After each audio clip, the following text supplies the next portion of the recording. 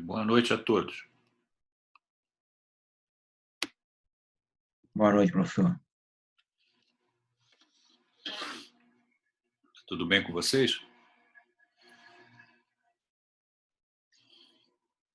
Sim, graças a Deus. Que bom. Nós vamos hoje dar continuidade à nossa programação e nós vamos falar um pouco sobre medicina baseada em evidência, em cardiologia e oncologia. O formato é basicamente o mesmo, né? Algumas perguntas que são colocadas e aonde a gente encontra essa informação, né?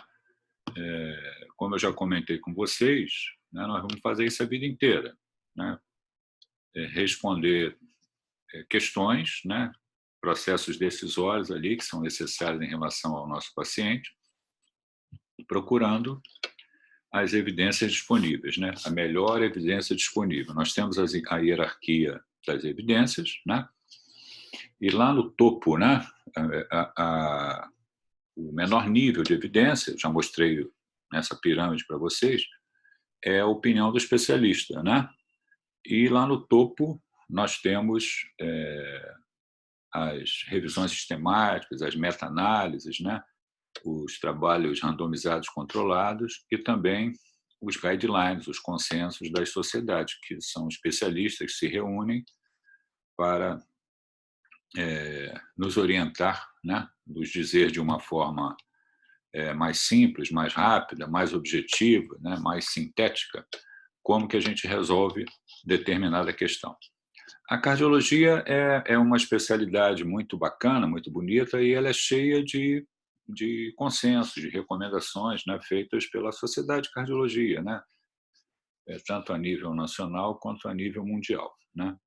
E são documentos que a gente pode ter acesso, né?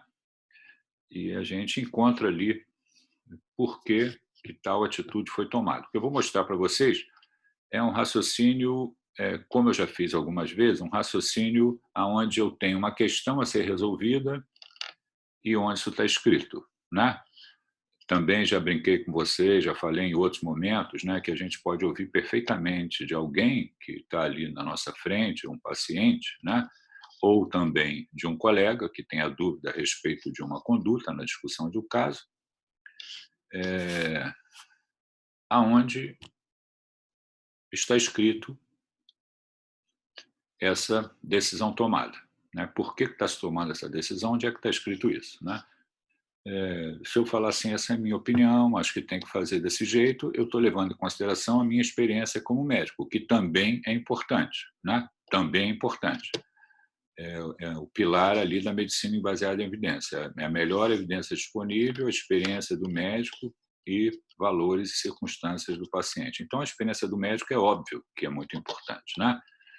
Mas, ao longo do tempo, vocês todos vão ver que a experiência do médico ela vai sendo acumulada também na medida em que você estuda com mais profundidade aquele assunto e trata pacientes com determinadas patologias daquela área de atuação que você escolheu. Então, vamos lá. Só para exemplificar, para que a gente possa mostrar para vocês como é que isso ocorre. Vamos lá, vou compartilhar a tela.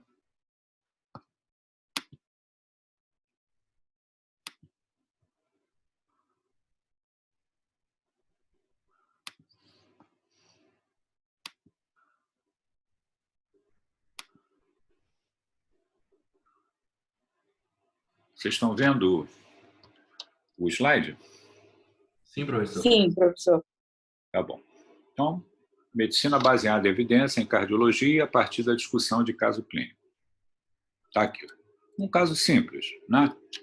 Uma paciente idosa, né, atendida no consultório após ter alta do hospital devido a um IAM sem supra de ST. Você faz a especialidade, ou faz clínica, ou é o médico assistente da paciente, e ela te procurou do consultório após ter tido alta, foi lá, né? Aí a pergunta é o seguinte: o que eu prescrevo para essa paciente, né? Que drogas eu devo prescrever para uma paciente que teve um quadro de IAM sem supra de ST e teve alta no hospital? Vocês podem me dizer, professor, ela teve alta com uma receita médica, é só ela dar continuidade a essa receita. Tudo bem, né? Mas o que consta dessa receita e por que consta dessa receita determinadas drogas, né? Então, que receita eu faço para a paciente? Naturalmente, eu vou ter que rever o que ela está usando e dizer se é adequado ou não. Só um minutinho, deixa eu fechar a janela aqui, só um minuto.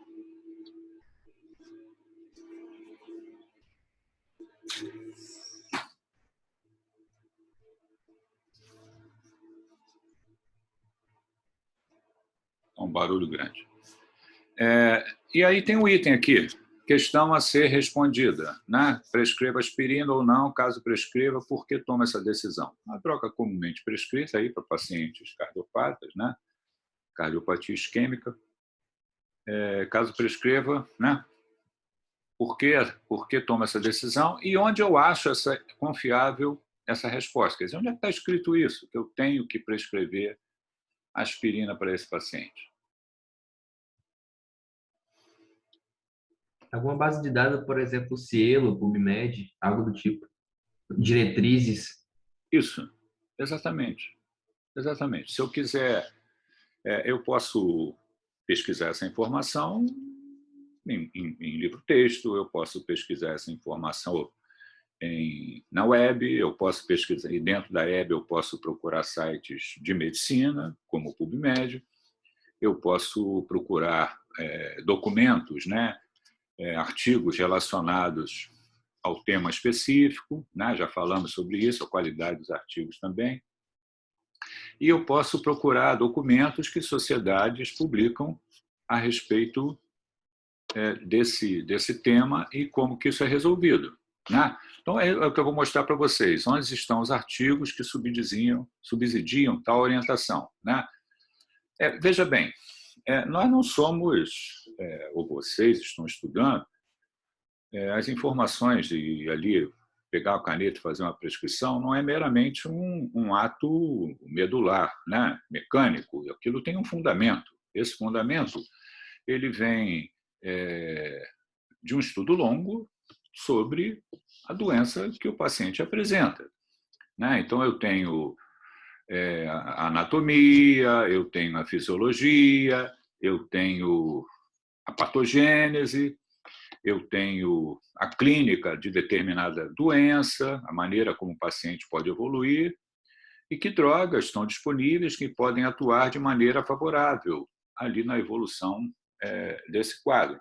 Quer dizer, então, quando eu prescrevo aspirina, isso é fruto de uma série de informações, né, que foram armazenadas ao longo do tempo, através de estudos, através de leitura de artigos científicos, de consenso, né, de ida a congresso, de acompanhamento de pacientes, de ver benefícios e problemas relacionados a tal droga. Então, só para recordar, né, aqui são patologias que estão relacionadas a um risco maior de trombose, né? Aqui eu tenho também a gênese, né, da doença aterosclerótica, a lesão endotelial, né, os partícipes ali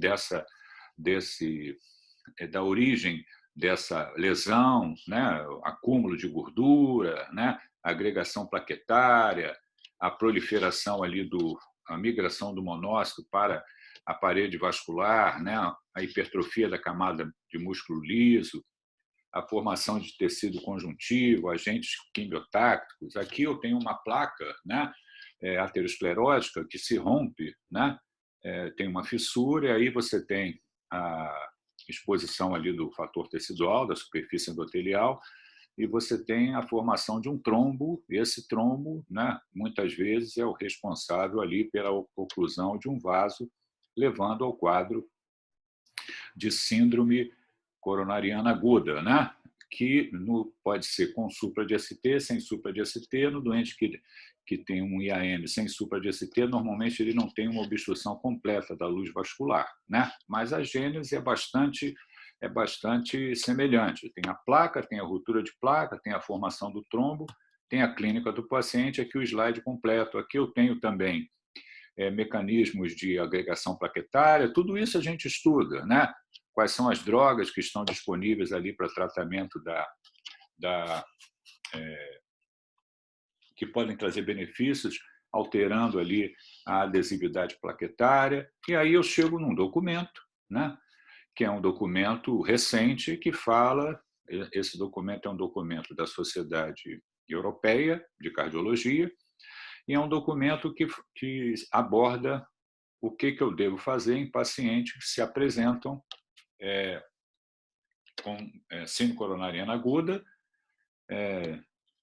sem supra de ST, quer dizer, IAM sem supra de ST. É exatamente o documento que eu preciso, né, para poder, digamos assim, me subsidiar em relação a que drogas o paciente deve fazer uso ou não. Dentro desse documento, né, existe, digamos assim, uma reunião de especialistas que vão agir de uma maneira estruturada, metódica e obedecendo algumas regras para nos fazer recomendações. Então, como é que isso ocorre, né? As recomendações elas são classificadas, né, de acordo ali como classe 1, classe 2. Então, veja lá, que a classe 1, evidência ou acredita-se, né, ou consenso geral, que um dado tratamento ou procedimento é benéfico, útil ou efetivo. E aí eles sinalizam com uma luzinha uma cor verde. Por outro lado, classe 3, evidência ou consenso, né, do grupo que, dado o tratamento ou procedimento, não é útil, efetivo e, em alguns casos, pode trazer riscos ao paciente. Então, não é recomendado. Então, é recomendado ou indicado, não é recomendado. E aí, os níveis de evidências, né, das publicações que são colocadas, que são revistas, que são analisadas, né, são classificadas como nível de evidência A, nível de evidência B, nível de evidência C. Né? O nível de evidência A, que é o maior nível, são dados derivados de múltiplos trabalhos randomizados ou meta-análise, que estão lá no topo da pirâmide. O nível de evidência mais baixo, que é o nível de evidência C, opinião de consenso de especialistas ou então pequenos estudos retrospectivos ou registros. E dessa maneira, o documento ele é feito, né, com um número grande de profissionais da especialidade e eles listam, né, aqui a cardiologia é cheio disso, é cheio de trabalhos randomizados, controlados, né, prospectivos, que é onde perguntas são respondidas de acordo com o tempo ali da pesquisa. Então, aqui apenas 2 artigos que falam sobre isso. Aqui, o texto do documento, falando do tratamento antitrombótico, né? As várias opções que são colocadas, as drogas que podem ser utilizadas, e vejam a quantidade de publicações que são analisadas pelo grupo para poder manifestar ou dizer uma opinião relativa à recomendação, né? Aqui, quando coloca lá drogas que são utilizadas em paciente com síndrome coronariana aguda sem supra de ST, está ali a aspirina, a dose que é utilizada. Aqui um outro documento também com um pouco mais de anos, né? Falando da prevenção secundária e terapia de redução de risco em pacientes com doença coronária ou outras doenças ateroscleróticas vasculares. Está aqui, falando da aspirina, do uso da aspirina, um texto comentando a respeito do benefício, uma infinidade de artigos que comparam a aspirina com o uso de outras drogas para mostrar benefícios ou não, né? Trabalhos que podem ser destacados dentro disso, aqui é um dos trabalhos que é bastante citado a respeito da associação, né, de aspirina com clopidogrel em pacientes que vão fazer intervenção percutânea, quer dizer, vão fazer angioplastias, vão colocar stents, né? Tudo isso é colocado aqui, é uma outra plataforma que também nos dá informações qualificadas, né? Falando a respeito de uma publicação já bastante antiga, onde se coloca que a aspirina é benéfica para esses pacientes, uma publicação desde 1988 do Lancet, falando lá de uma inclusão grande de pacientes e o benefício do uso da aspirina. Eu posso encontrar essa informação também no livro-texto, como eu já comentei com vocês. Tá? Então, veja bem, quando eu vou... Deixa eu interromper para voltar para falar para vocês. Quando eu vou prescrever aspirina para o paciente tomar determinada dose por um período indefinido, após um quadro de síndrome coronariana aguda sem supra de ST, isso tá baseado em publicações científicas, que a gente tem acesso. É lógico que não é na hora que eu estou ali da frente do doente que eu vou ver isso, mas eu estou mostrando para vocês aonde que a gente tem acesso a essas informações, né? Aonde que a gente tem acesso. É dessa forma que a gente aplica os conhecimentos de medicina baseada em evidência na prática clínica. Então, se alguém me perguntar assim, Afonso, por que você está prescrevendo aspirina? De onde você tirou isso? Onde é que está escrito? Eu tenho como mostrar a essa pessoa aonde essa informação está originada, para que me faça agora, com o paciente, prescrever. Entenderam o raciocínio?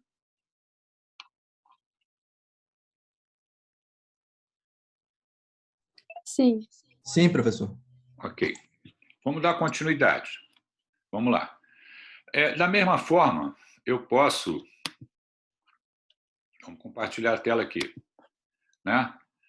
A mesma paciente voltou. Outra questão a ser respondida, se eu prescrevo estatina ou não. Onde que está escrito isso? Vou lá, eu tenho que conhecer, né? Já falei, fisiologia, né? Fisiopatologia, a clínica, critérios diagnósticos, uso, quais são as drogas que podem ser colocadas disponíveis ali para tratamento de determinada patologia e se traz benefício ou não com pesquisa clínica. Então, aqui, metabolismo, alvo de metabolismo com drogas, lipídico, né, com drogas, aonde essas drogas atuam, né, em níveis distintos ali, podendo trazer benefícios para tratamento da dislipidemia, as drogas que estão disponíveis, né, como é que dose elas são prescritas, né? Muitas vezes essas plataformas, essas publicações nos colocam fluxograma com um processo decisório também oriundo desses consensos. Eu posso procurar na internet, né? Aqui está aí o PubMed, 2.311 resultados. Se eu digitar lá infarto agudo do miocárdio e uso de estatina, né? Se eu quiser ver só trabalhos randomizados controlados, 324. Se eu quiser ver só meta-análise, 44. Se eu quiser ver estudos, revisão, 421. Se eu quiser ver só o que foi publicado mais recentemente, no ano 2020, 2021, eu tenho ali 230. Então, eu consigo obter essa informação para eu estar melhor informado, ter estudado, retirar minhas dúvidas, o que fazer quando eu vou lá e prescrevo. Aqui, por que a gente prescreve a aspirina, a estatina, quais são os benefícios? Aqui uma porção de artigos que subsidiam esse processo decisório, né? E qual é o nível de recomendação para o uso do uso de estatina para esse modelo de paciente. Aqui, mesma paciente. Aí, vamos lá, vamos complicar um pouquinho. Familiar médico do paciente fez contato por telefone ao final da consulta e informa que a paciente tem úlcera duodenal e fez sangramento digestivo há um mês. E também, quando fez uso de estatina há 6 meses, apresentou grande fraqueza muscular e laboratórios com prova de função hepática alterada. Opa, então eu tenho problemas aí, desses antecedentes da paciente, com o uso de cada uma das drogas, em relação ao uso de aspirina e em relação ao uso da estatina. Onde é que eu encontro essa informação? Essas publicações também me dão como é que eu devo decidir, né? Quando eu tenho esse tipo de problema, se eu vou prescrever um inibidor de bomba de prótons. Aqui é um artigo falando, foi publicado agora. Vejam que é importante que essa a medicina ela vai avançando, né? A ciência ela vai avançando, os novos trabalhos vão sendo publicados. Então, esse artigo foi publicado em agosto do ano passado, 2021. Certamente ele ainda não faz parte desses consensos que eu mostrei para vocês. Mas o que ele coloca? Ele coloca que você pode utilizar drogas antiplaquetárias em pacientes que têm alto risco de sangramento, né, por um tempo menor. E esse tempo menor pode ser tão benéfico quanto o tempo maior. Então, ele define ali os critérios para alto risco de sangramento, né? Aqui depois tem o editorial falando da evolução dessas drogas pós-síndrome coronariana aguda, como é que a gente pode utilizar. Ou seja, eu tenho que correr atrás da informação e encontro essa informação. Aqui está falando de pacientes que são intolerantes ao uso de estatina, como é que eu posso manuseá-los com o uso de outras drogas para controle da dislipidemia. Vejam, eu consigo obter a informação procurando em locais que possam me dar. Eu posso achar isso no PubMed, eu posso achar isso em uma plataforma de informação qualificada. Eu já comentei com vocês no início lá da nossa disciplina que por exemplo, eu faço cardiologia. Na verdade, eu sou intensivista, mas digamos que eu fizesse cardiologia, então eu quero investir no meu conhecimento. Eu posso fazer assinatura de uma revista da área de cardiologia e ter acesso a ela, né? Então, as coisas que são publicadas eu tenho acesso com facilidade, porque eu sou assinante da revista, eu tenho acesso ao full texto. Algumas revistas, a gente, através do PubMed, a gente pode ter acesso ou não ao full texto, né? Então, mesmo que eu não tenha acesso ao full texto, eu posso ter acesso ao resumo do trabalho, que é muito importante também, mas eu quero um pouco mais de informação, eu quero ver mais detalhes daquele artigo que foi publicado. Me interessa eu ler o full texto para poder entender melhor como é que o autor fez uma revisão do tema, como é que ele fez a introdução, como é que ele desenhou seu estudo, quais foram os resultados, como é que ele faz o comentário, a discussão, né, e conclusão, comentando os resultados dele com o restante da literatura. Quer dizer, quando eu leio um artigo por completo, eu estou aprendendo muito. Estou aprendendo muito. Eu diria para vocês que a gente tem que estar focado para ler um artigo com calma. Né? Se eu vou ler um abstract, rapidamente eu leio. Né? Ali o objetivo, material e métodos, né? Os resultados, discussão e conclusão. Rapidamente eu leio. Né? Mas muitas vezes não é suficiente. Eu quero ler o artigo completo para eu poder me informar melhor. Eu tenho que ter calma para ler esse artigo completo. Esses documentos que eu mostrei para vocês, eles fazem revisões desses artigos e eles nos ajudam muito a ter ali uma informação qualificada, já previamente analisada por um grupo de especialistas. Então, recomendando ou não recomendando determinado uso de drogas ou determinada intervenção. E, dessa maneira, a gente vai escolhendo o que é melhor e por que está sendo escolhido determinada intervenção para o nosso paciente, que pode, digamos assim, ser uma decisão simples ou pode ser uma decisão que exige ser um pouco mais elaborada. Outra coisa importante, se a gente está dentro de um serviço, né? Eu estou dentro de um hospital, eu não estou no meu consultório sozinho resolvendo, eu estou no hospital. Então, aquele caso foi internado, vai ser discutido numa sessão clínica, eu vou dividir minha opinião com outros colegas, e outros colegas também vão opinar, vão dizer se é adequado, se não é adequado, e por que eu estou decidindo dessa maneira, ou por que eu acho isso, por que eu acho aquilo. Quer dizer, essa discussão é uma discussão de alto nível. Até para ser feita, você precisa estudar. Né? Se não fica, eu acho isso, eu acho aquilo, eu gosto disso, eu gosto daquilo, e medicina não é isso, eu acho isso, eu acho aquilo. As suas posições, elas naturalmente são defendidas, né, como eu já falei, de acordo com as informações científicas que você tem e também a sua experiência profissional. Né? Não é achismo. Eu acho legal suspender a estatina, eu acho legal prescrever estatina. Não existe isso. Isso não é conversa de médico, isso é conversa do botequim. Né? E quando a gente tem ali um paciente, a gente tem que estar sempre procurando oferecer para ele o melhor, né? A melhor evidência científica disponível. Alguma dúvida até agora do que foi falado? Não, professor, está tudo certo. Tudo certo? Eu tenho aqui um outro problema, deixa eu compartilhar aqui com vocês também. Acho que ainda dentro da cardiologia. Deixa eu ver aqui, caso clínico 2, né?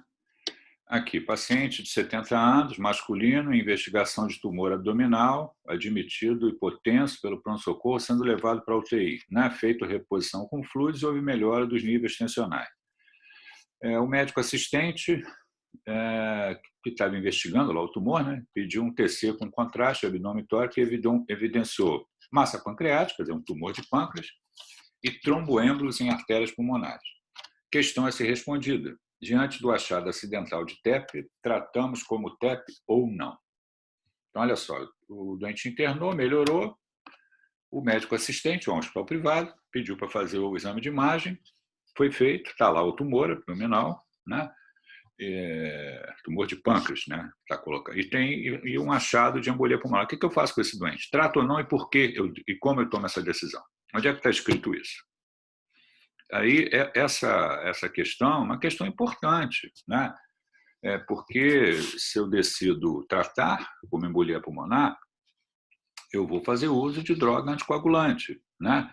Que impõe risco ao paciente. Né?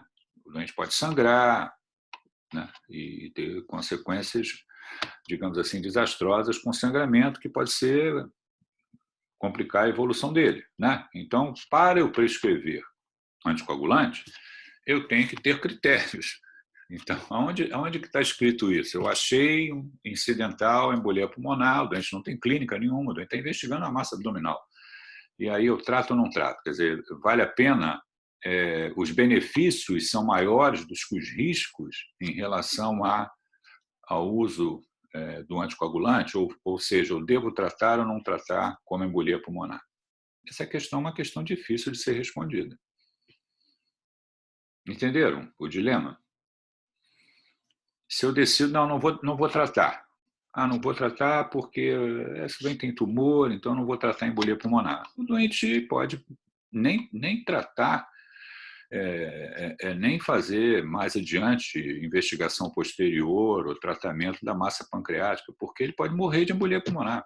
Ele já fez um episódio, que já está documentado, faz outro e morre. Morte súbita por causa de embolia pulmonar. Ou seja, eu resolvi não tratar e o doente morreu com embolia pulmonar. Ou eu resolvo tratar e não tenho muita certeza se isso deve ser feito ou não. E o doente faz lá uma hemorragia digestiva, choque hipovolêmico e morre por causa de hemorragia digestiva pelo uso de anticoagulante, é um doente idoso. Então, onde é que eu me explico? Doutor, o senhor prescreveu heparina para ele, por quê? De onde o senhor tirou isso? Né? Por que deveria ser feito ou não deveria ser feito? Então, esse processo decisório, né, ele precisa ser elaborado, precisa encontrar essa informação. Né? Eu ensino para os médicos mais jovens, e falo para vocês também, a vida foi me ensinando a, digamos assim, a tentar responder essas questões de uma maneira lógica. É lógico que medicina é muito difícil, né? A gente tem que ser humilde e sempre dizer que não sabe nada, que tem que estudar, né? Qualquer médico que fale para você que é muito bom, que sabe tudo, ele está falando besteira, porque a medicina a gente tem que estudar continuamente. Por mais que a gente estude, a gente tem que ter humildade e dizer o seguinte: não sei, vou procurar essa informação. Né? Mas uma coisa que eu fiz a minha vida inteira foi o seguinte: quando eu estive diante de algum caso que estava um pouco ali diferente daquele dia a dia normal, né? Ou uma patologia que eu não via com frequência, que acabou ali passando pelas minhas mãos, né? Onde eu atendi o doente, acompanhei o doente junto com outros colegas, o que eu fiz muitas vezes? Eu peguei aquela questão, né? Peguei aquela questão e fui ler sobre aquele assunto com um pouco mais de atenção. Eu estou falando aqui de embolia pulmonar achada incidental. Eu podia estar falando de o doente fez uma hepatite por drogas. O que eu faço com hepatite por drogas? Não sei, vou procurar essa informação. Mas então, naquele momento ali que existe uma questão a ser resolvida, o doente está na minha frente, vai ter que ser resolvido, eu muitas vezes, digamos assim, entre aspas, aproveitei essa oportunidade para estudar um pouco mais sobre aquele assunto que eu não dominava. Então, era a chance que eu tinha e meio que obrigação também de estudar sobre aquele tema, porque eu nem estava ali na minha frente, eu tinha que resolver. Então, vamos correr atrás da informação. E obtinha informação, isso me ajudava, naturalmente, no processo decisório, conversando com outros colegas, conversando com pessoas mais experientes, pedindo opinião de especialistas, isso tudo faz parte, né? Mas estudando, porque também me cabia estudar. E o que acontece? Mais adiante, a vida coloca novamente um doente parecido com aquele novamente na sua frente. Então, quando você, mais adiante, encontra outro caso parecido com aquele, você vai lembrar de absolutamente tudo que você leu. Porque o problema é o mesmo, está ali o doente com aquela mesma patologia para ser resolvido. Só que você já estudou quando teve outro caso. E agora você precisa, novamente, estudar, mas de uma maneira diferente. Você precisa fazer uma atualização sobre aquele assunto para saber se mudou alguma coisa. Porque eu vou lembrar de tudo aquilo que eu fiz anteriormente, que eu estudei e tratei aquele doente, e novamente tem um doente igual na minha frente. Né? E aí eu vou procurar as informações qualificadas mais recentes, atualizadas, para poder ver se aquilo que eu estou pensando ainda está valendo ou não, se está certo ou não. E a medicina muda. Eu posso ter lido alguma coisa há 5 anos atrás e agora não é mais válido utilizar. Então, eu preciso dar uma atualizada. Mas facilita muito, porque eu não perdi a oportunidade de estudar sobre uma patologia que era um pouco diferente daquilo que eu estava ali no meu dia a dia. Entendeu? Então, é lógico, eu não estou dizendo para vocês fazerem isso. Eu fiz. E me ajudou muito. Porque, por exemplo, quando eu estudei linfoma e não sabia nada de linfoma, depois de uma época, um tempo, apareceu outro linfoma. E eu tinha estudado linfoma anteriormente. Então, aquilo que eu tinha estudado me serviu ali para saber o que eu ia fazer com aquele doente. Quando eu fui lá ler sobre glomerulonefrite, um doente que eu tive que tratar porque internou por outro motivo, e eu não sabia nada o que era uma glomerulonefrite, eu vou estudar. Mais à frente aparece outro doente lá com glomerulonefrite, eu vou lembrar de como é feito o diagnóstico, quais são as opções de tratamento, quem que eu devo recorrer para poder me ajudar a decidir. Lógico que eu vou lançar a mão do especialista, né? A gente tem que ter humildade, como eu já falei. Mas o fato de eu ter a curiosidade de não saber sobre aquela patologia e correr atrás da informação é muito importante, porque aquilo me ajuda a lidar com aquele doente em questão, que está ali na minha frente, e mais adiante vai aparecer um outro doente igual. Quer dizer, a história se repete. E se eu não faço isso, se eu não tivesse feito isso, o primeiro caso de linfoma, eu não sabia nada. Chama a hematologia para tratar. O segundo caso de linfoma que eu vi, eu também não sabia nada. Chama a hematologia para tratar. O terceiro caso de linfoma, que eu tive que acompanhar, eu também chamo a hematologia para tratar. Ou seja, os doentes passaram na minha frente e eu tive que participar ali da conduta por outro motivo, né, além do linfoma, e eu não estudei linfoma. Eu perdi a oportunidade. Então, essa curiosidade e a procura da informação, ela tem que fazer parte da nossa atitude como médico. Ah, Afonso, eu não posso estudar tudo assim de diferente que eu vejo. Sim, lógico, você vai selecionar, mas a opção é sua. A opção é sua. Ou você quer estudar, ou você não quer estudar. Você vai ter que arrumar o seu dia de um jeito para ter um tempo específico para se dedicar a estudar medicina, para você se qualificar melhor. Você vai ver melhor o doente, você vai decidir com mais tranquilidade, você vai ter mais segurança. Na hora de uma discussão do caso, as suas opiniões serão levadas em conta. Senão, você vai ficar sentado ouvindo o que todo mundo está falando e alguém vai perguntar assim, alguém quer fazer algum comentário, e você não vai abrir a boca porque não sabe nada sobre aquele assunto e não estudou nada. Então, vocês são estudantes, vocês têm todo o tempo pela frente para se aprimorar, para estudar. É lógico que dá trabalho, né? Eu estou falando para vocês com toda a humildade, eu não sou diferente de ninguém, eu tenho minhas limitações, que são grandes, né? Um monte de problemas a serem resolvidos, mas eu adquiri durante a vida o hábito de estudar e tive sempre curiosidade. Passou na minha frente um doente diferente daquilo que eu estava vendo no dia a dia, eu ia estudar para poder me informar melhor, para poder decidir melhor sobre aquele caso. Então, voltando aqui, eu estou lá com um problema de um doente com um tumor pancreático que fez uma tomografia e apareceu embolia pulmonar. Trato ou não trato? Aí, onde é que está essa informação? Anticoagulação não para um diagnóstico de TEP acidental. Eu posso ir na internet, procurar essa informação, está lá no PubMed, né? E aqui tem uma plataforma qualificada. Aqui é um artigo sobre isso, de uma sociedade, né? Do CHEST, né? É uma revista científica onde colegas se reúnem, especialistas se reúnem para nos dar informações sobre terapia antitrombótica em tromboembolismo venoso. Né? A pergunta colocada, tratamento, uma série de questões colocadas, uma série de artigos para fazer essa recomendação. Em pacientes que são incidentalmente encontrados ter assintomática embolia pulmonar, nós sugerimos a mesma conduta inicial em anticoagulação por longo tempo, como comparável para pacientes como embolia pulmonar sintomática. Pronto.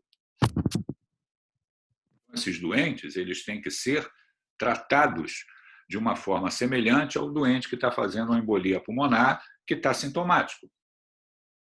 Ah, mas Afonso, esse artigo aqui é de... Aqui, deixa eu botar. Esse artigo aqui é de 2012. Ah, mudou alguma coisa? Aqui, ó.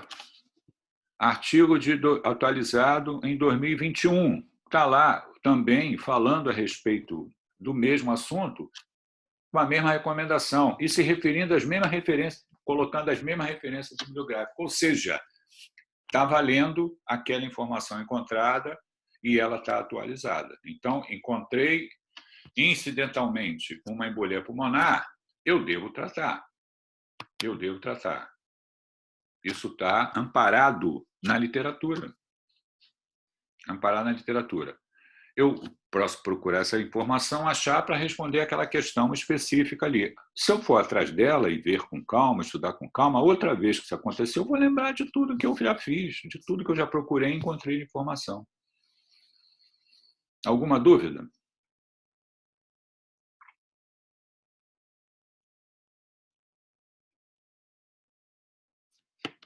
Não, professor. Ok, João. Então, vou sair aqui agora da cardiologia, que a gente poderia ter uma série de questões, e vou um pouquinho para a oncologia. Eu não entendo nada, eu não sou oncologista, eu sou intensivista. Mas a gente sabe ir atrás da informação, né? Ou pelo menos tenta.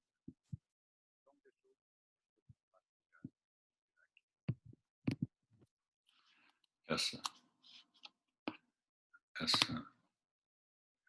E vamos compartilhar a tela aqui para a gente falar um pouquinho em relação à oncologia. Cadê a oncologia?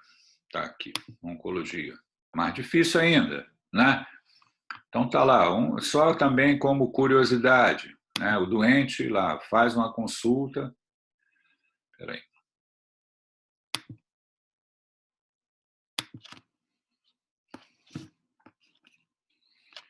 O doente faz uma consulta para tratamento de carcinoma anaplático de tireoide com metástase óssea. Então, vai lá no oncologista e o problema é esse, né? Ele fez a cirurgia para carcinoma anaplático de tireoide e tem metástase óssea. Devo tratar ou não devo tratar? Como é que eu trato essa metástase? Onde é que está essa informação? Qual é a melhor forma de tratamento? Como é que eu abordo uma metástase óssea, né? Aqui uma série de informações relacionadas, recomendações colocadas, fluxograma colocado em relação a esse tema, artigos científicos, os graus de recomendação, como eles são colocados, como que os artigos foram colocados em relação ao nível de evidência, né? E uma publicação da Associação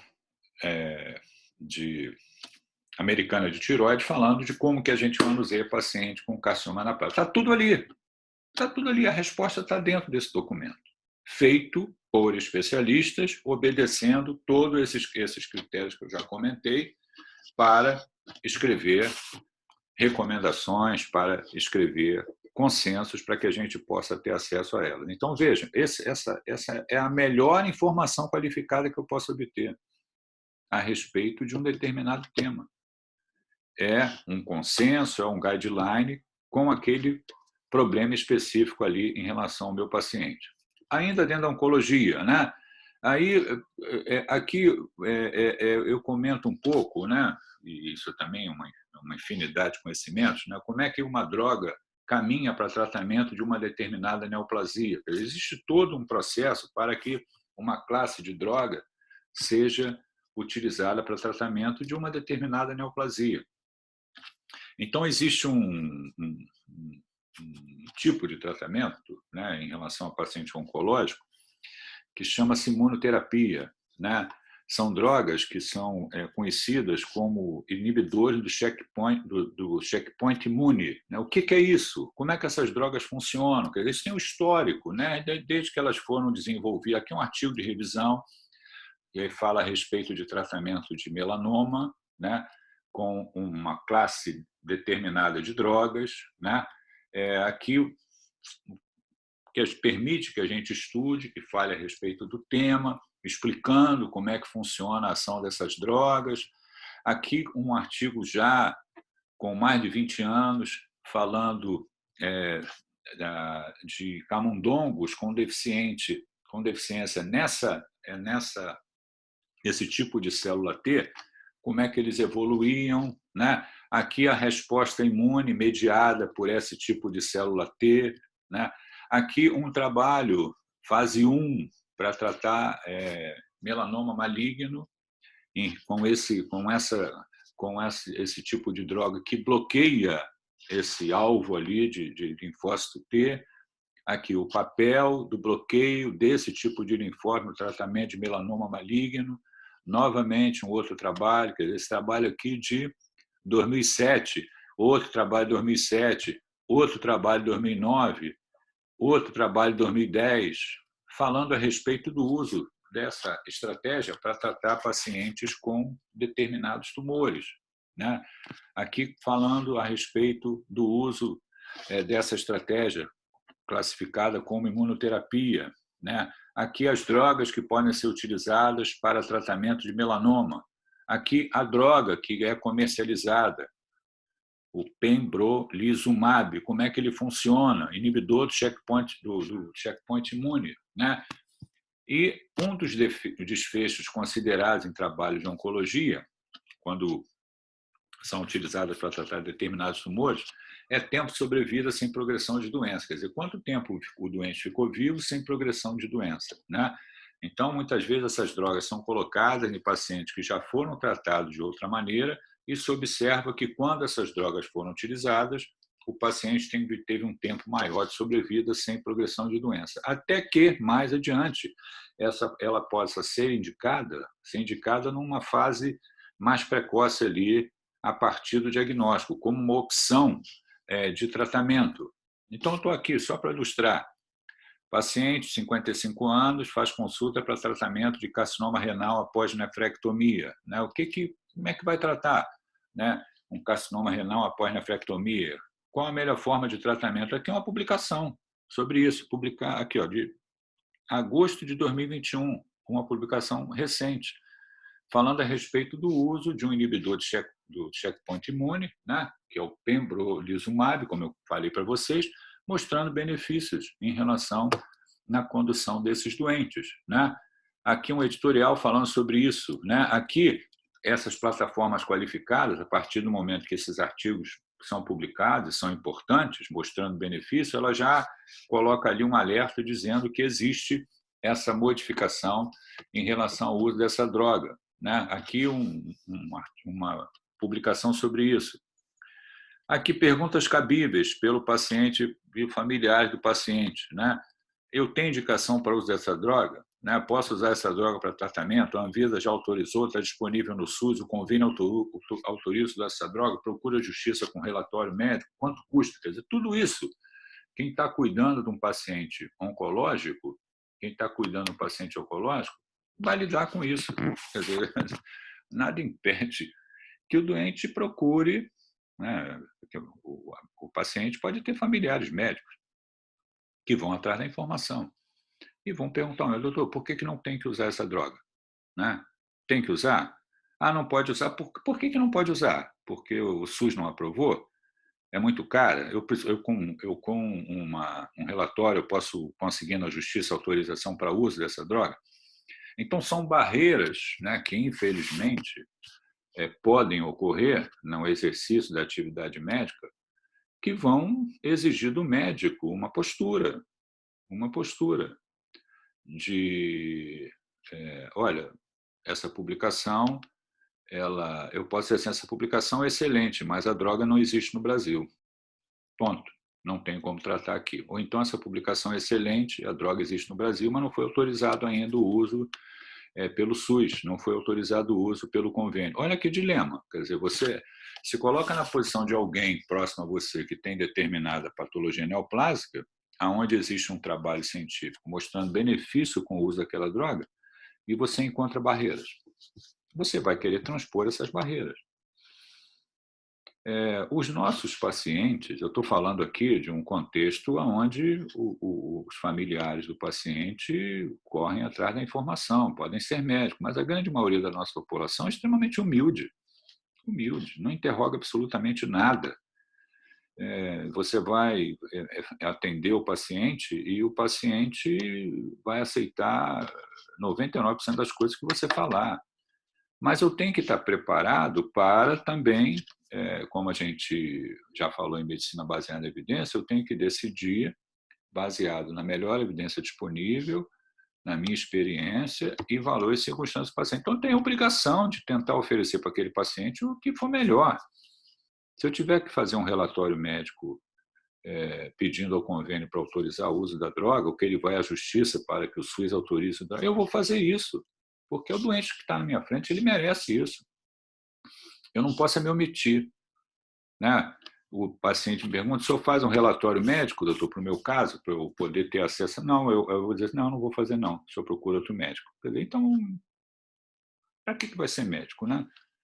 Eu não quero me aborrecer, eu não quero ter problema, eu não quero ser cobrado, eu não quero ser questionado. Então, vai ser dono de uma confecção que ninguém vai te cobrar nada. Você vai vender roupa, vai ganhar dinheiro e acabou, fica por isso mesmo. Ser médico vai exigir de você postura, vai exigir de você comprometimento, vai exigir de você que você esteja atualizado. Chegar, doutor, isso aqui foi publicado. O senhor desconhece?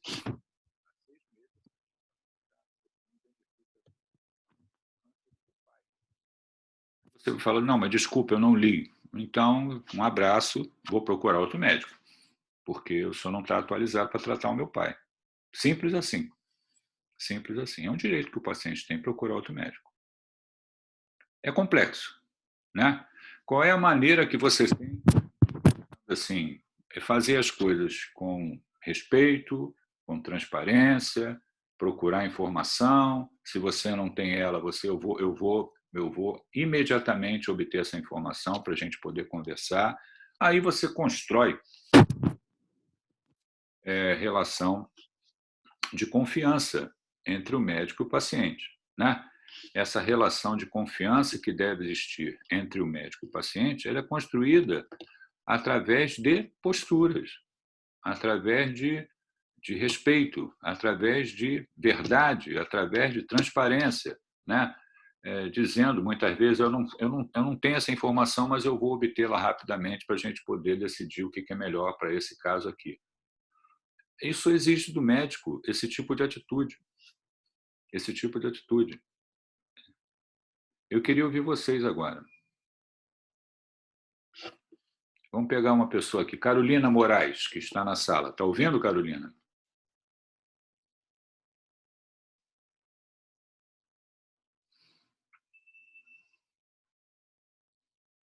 O que eu faço com a Carolina? Ela está na sala e não está prestando atenção, é isso?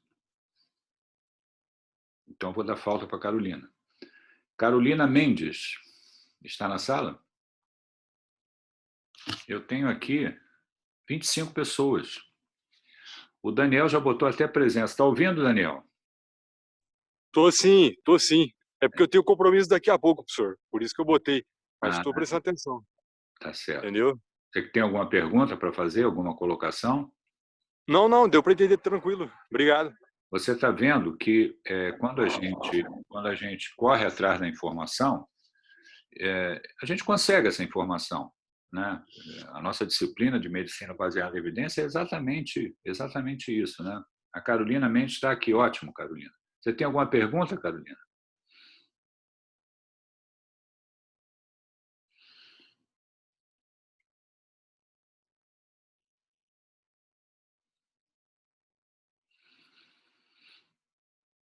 Hein? Tem pergunta ou não? Está pensando para fazer a pergunta? Se não tiver, também não tem problema, né? O que eu quero de vocês é que vocês entendam a importância de procurar a informação qualificada, que é dessa forma que a medicina funciona, é dessa forma que eu posso decidir melhor para o meu paciente. E eu tenho caminhos para encontrar essa informação. Eu vou ter trabalho, eu vou ter que estudar, eu vou ter que ser focado, mas eu chego até ela. Né? Eu chego até ela. Hoje, com a internet, eu consigo obter essas informações para poder decidir. Eu já mostrei algumas vezes para vocês aqui uma plataforma qualificada, chama-se UpToDate.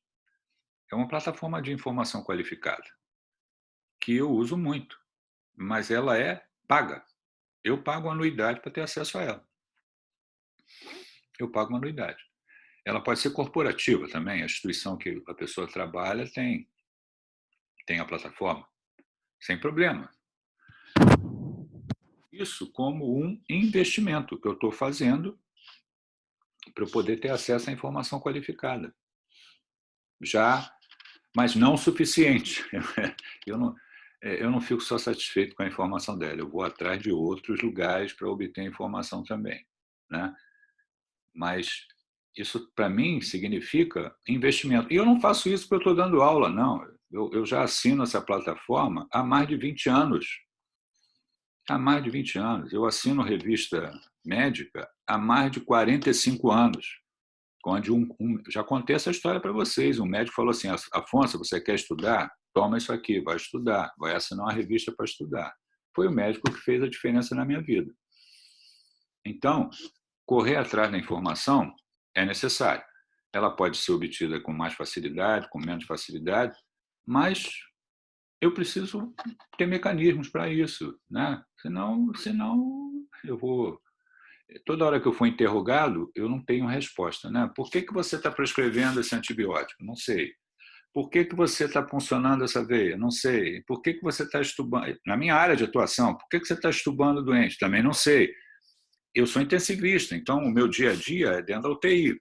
Mas eu tenho que também saber o que passa dentro da UTI e estudar. Então, passou ali um doente, já comentei hoje com vocês, a oportunidade para estudar um pouco mais sobre aquele assunto, que eu não vejo todo dia, então vou atrás da informação.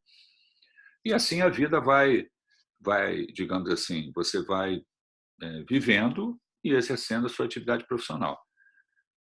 É assim que funciona. Nós temos ainda uma atividade, que é na semana que vem, onde a gente vai falar sobre Covid, né? Sobre Covid. Há 2 anos aí que a gente está vivendo nessa pandemia e essa infinidade de informações que passaram aí pela gente, né? Boas e ruins, para poder decidir o que faz com o paciente com Covid. A gente vai conversar sobre isso semana que vem. Alguma pergunta a mais? Eu acho que vocês deviam participar mais, né? Mas está tudo bem também, né? Se eu coloquei uma sementinha ali na cabeça de vocês, está bom, né? Então podem colocar a presença e sair de sala. Um abraço para vocês. Até semana que vem. Ok, obrigado, professor. Boa noite aí. Boa noite, Obrigado pela aula, professor. professor. Semana que vem. Um abraço. O senhor estava falando aí dos médicos que não se atualizam. Alô, professor, você está aí ainda? Desculpa, eu estou ouvindo, pode falar. Assim, desculpa que a tela ficou preta aqui. Os médicos, se não se atualizam, o que você estava perguntando? Isso, eu já passei por uma situação semelhante com o oncologista da minha mãe. Ela teve câncer de mama uns 10 anos atrás. Só que, assim, foi constrangedor, porque a gente já tinha se informado antes, minha mãe é médica. E quando a gente foi falar com ele sobre esse tratamento, ele falou que não fazia diferença alguma no prognóstico dela. Olha só. Só que ele não sabia que ela era médica. Isso, e ela emocionalmente abalada começou a chorar. Aí você imagina a coisa horrível que foi. Então é terrível mesmo, professor. É terrível, realmente. A pessoa tem que ter humildade de falar o seguinte: olha, eu desconheço o que a senhora está falando, eu vou me informar melhor. Com certeza, ou na próxima consulta a gente vai falar sobre isso com calma e vamos decidir o que é melhor para a senhora, entendeu? Mas não ter uma posição arrogante, né? Às vezes mete uma posição arrogante e aí emite opiniões sem ter substrato, né? Na minha opinião, acho que não tem que fazer, mas ele está falando uma coisa que muitas vezes ele desconhece, né? E com uma pessoa médica, às vezes ela já obteve ali uma boa parte das informações e vai ao médico para consultar, mas quer fazer um diálogo franco com ele, né? E quando ocorre isso é muito chato, é constrangedor, é muito constrangedor. Falta um pouco a parte humana, né? E olha, a minha vida inteira eu lidei com vários especialistas, né? Como intensivista. Intensivista, olha, de cada 10 doentes que entram no CTI, 1 ou 2 morrem, 3 morrem. Então você lida com a morte o tempo todo, né? Mas fica tentar salvar o doente, né? Que é o dia a dia do CTI, né? Uma mortalidade alta. E o oncologista, ele tem também algumas características assim de tratar da maneira como está prevista, nada demais. Esse processo decisório é assim mesmo, né? Tem determinado tipo de câncer, tem que fazer ali tratamento inicial, tratamento para o doente que não responde, que a doença avança, tudo isso está escrito, né? Mas algumas posturas, né, do doente que não respondem, né, ou então que isso impõe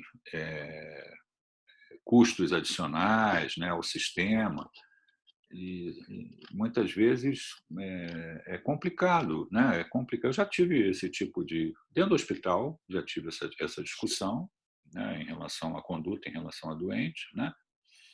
E também a nível de pessoal, com pessoas da família que também ficaram doentes, precisaram de consultas com um oncologista, né? Nem sempre a gente vai ter aquela resposta ali que a gente sabe que muitas vezes vai fazer tudo, o doente não melhora, a doença avança e o doente morre, mas todas essas etapas têm que ser tratadas com respeito, com compaixão, né, de forma humana, como você está falando, né? E às vezes por mecanismo de defesa, né, a pessoa impõe uma barreira ali, ó, isso não vai fazer porque eu acho isso, acho aquilo, e aquilo pode não corresponder à realidade, né? Pode não corresponder à realidade. Mas é isso. Obrigado. Obrigada pela atenção, hein? Obrigado a você, tá? Valeu, boa noite. Boa noite.